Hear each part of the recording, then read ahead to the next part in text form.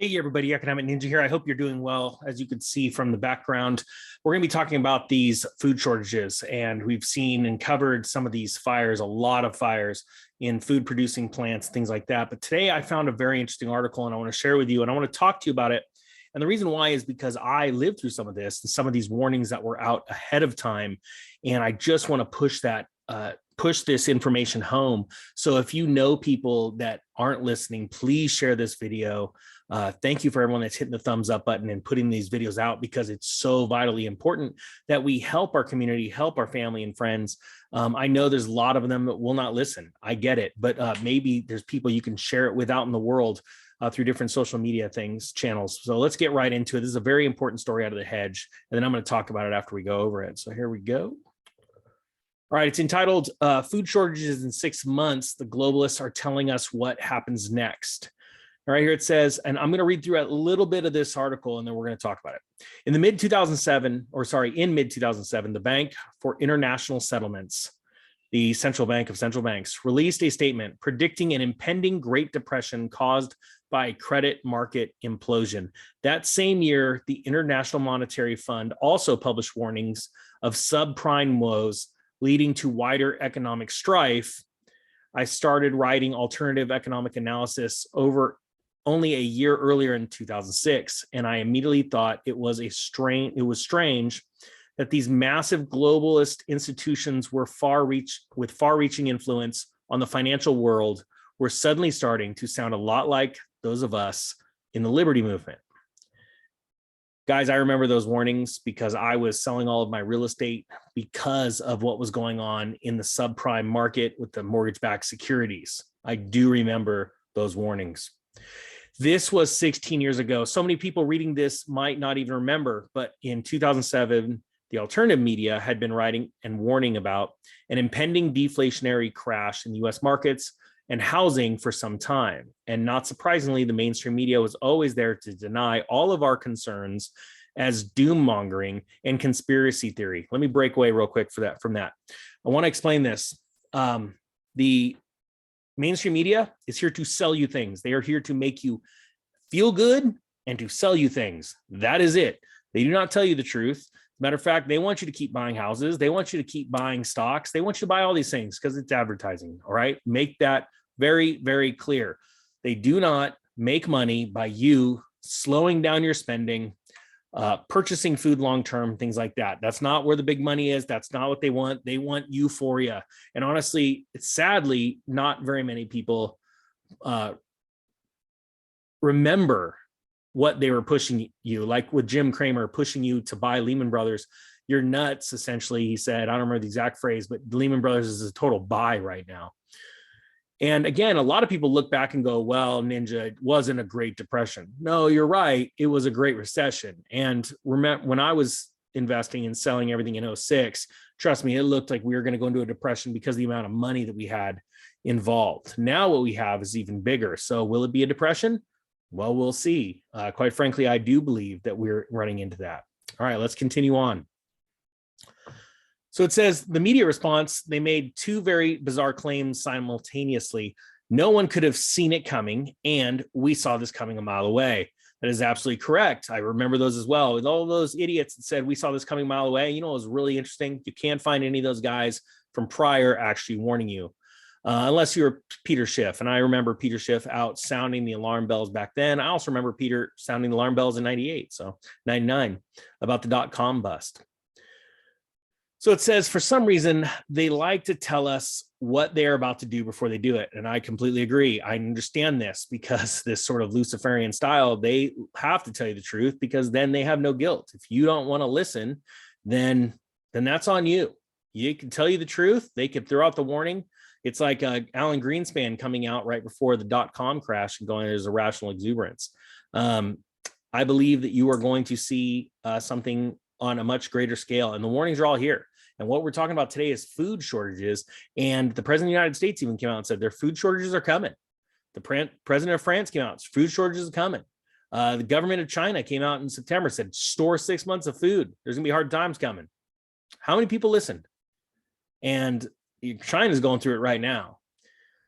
So it says right here, the Great Reset agenda proposed by the WEF head Klaus Schwab. And I'm sure you've all heard about this guy, this little character. It's just one example of many discussions hidden in plain sight by globalists concerning their plans to use economic and social decline as an opportunity to quickly establish a new one world system based on socialism and technocracy. The ninja is reading. Point being is this. A long time ago, I remember agenda, 2021, and it went away because they accomplished it.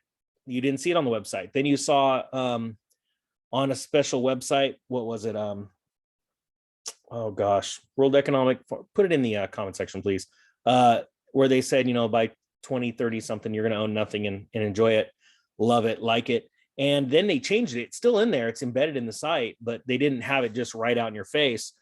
And that's because, media outlets are trying to get, like this, are trying to get information out, truth out. And right now they're telling you, the signs are on the wall. They are literally telling you, point blank, President said, food shortages are coming.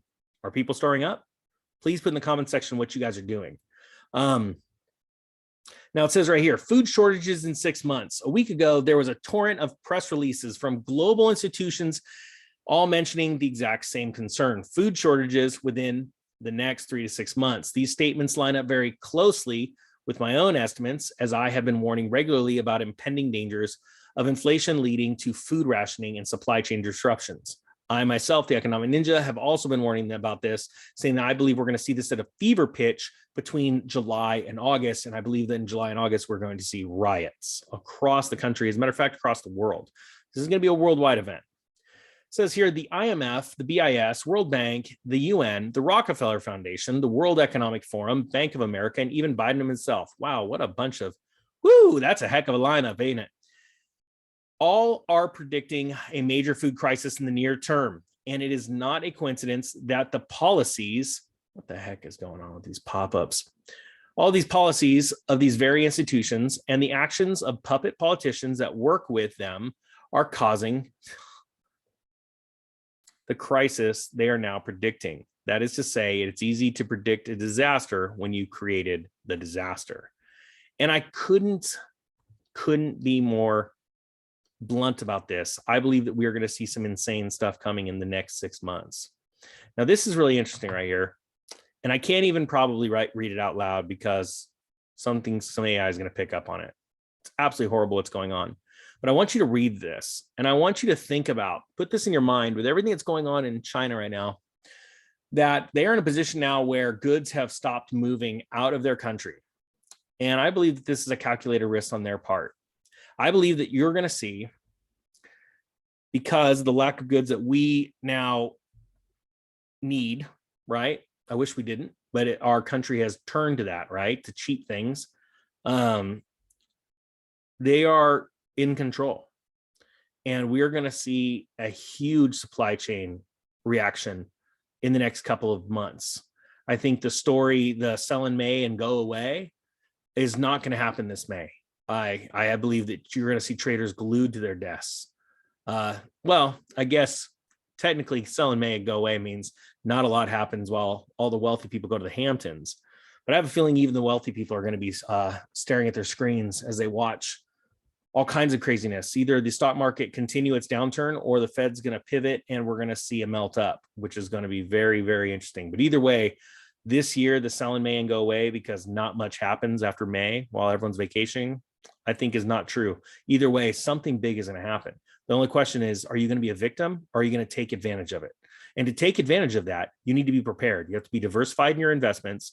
You need to have food stored up. You need to have a good water filter. You have to be prepared for difficult times. And then when they come, you thank the Lord that you were prepared and you do two things: take advantage of it and you try and help others.